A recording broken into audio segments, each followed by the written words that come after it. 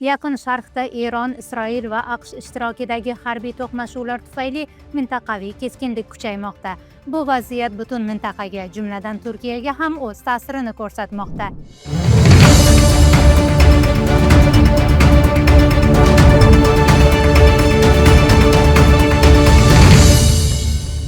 Turkiyada yashab ishlayotgan, o'qiyotgan yoki vaqtinchalik bo'lib turgan O'zbekiston vatandoshlari uchun joriy holatdan xabardor bo'lish va zarur ehtiyot choralarini ko'rish muhimdir. Yaqin Sharqdagi vaziyat bo'yicha Turkiyadagi o'zbekistonliklar nimalarni bilishi kerak? Turkiya ushbu nizoda rasmiy ravishda neytral pozitsiyani egallab, barcha tomonlarni zudlik bilan o't ochishni to'xtatishga va diplomatik muzokaralarga chaqirmoqda. Rasmiy munosabat. Prezident Rajab Toyyib Erdo'g'an mintaqani olov halqasiga aylanishidan ogohlantirib, tinchlikni saqlash yo'lida faollik ko'rsatmoqda. Harbiy holat. Turkiya harbiy harakatlarda ishtirok etmayapti. Rasmiy Anqara vaziyatni faqat siyosiy va gumanitar yo'l bilan hal qilish tarafdori. Hozirda Turkiya hududida to'g'ridan-to'g'ri harbiy harakatlar xavfi past darajada baholanmoqda. Kundalik hayot, turizm, savdo odatiy maromda davom etmoqda. Chegara xavfsizligi.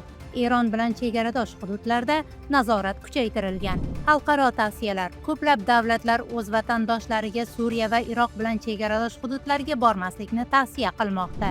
Ichki xavfsizlik. Istanbul, Anqara va Antalya kabi yirik shaharlarda xavfsizlik choralari normal holatda deya baholandi. Biroq odamlar bilan gavjum joylarda hushyorlikni oshirish zarar qilmaydi. Turkiya havo hududi ochiq va asosiy xalqaro aeroportlar shtat tartibida ishlamoqda.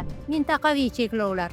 Yaqin Sharqning Eron, Iroq, Livan kabi ayrim davlatlariga reyslar vaqtinchalik cheklanishi yoki kechiktirilishi mumkin.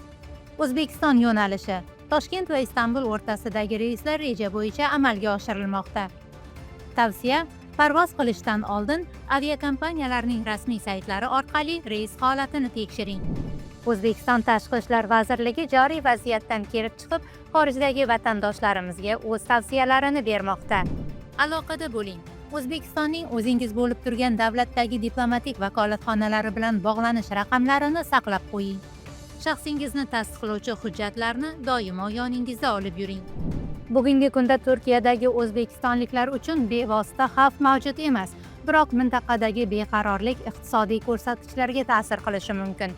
Ehtiyotkorlik, vaziyatni doimiy kuzatib borish, rasmiy ko'rsatmalarga amal qilish tinchligingiz garovidir. Turkiya va o'zbekistonliklarga oid muhim xabarlar, voqealar tafsiloti uchun bizni kuzatib boring, yaqinlaringizga ham ulashing. Bizni ijtimoiy tarmoqlarda Vatandosh Turkiya deb toping.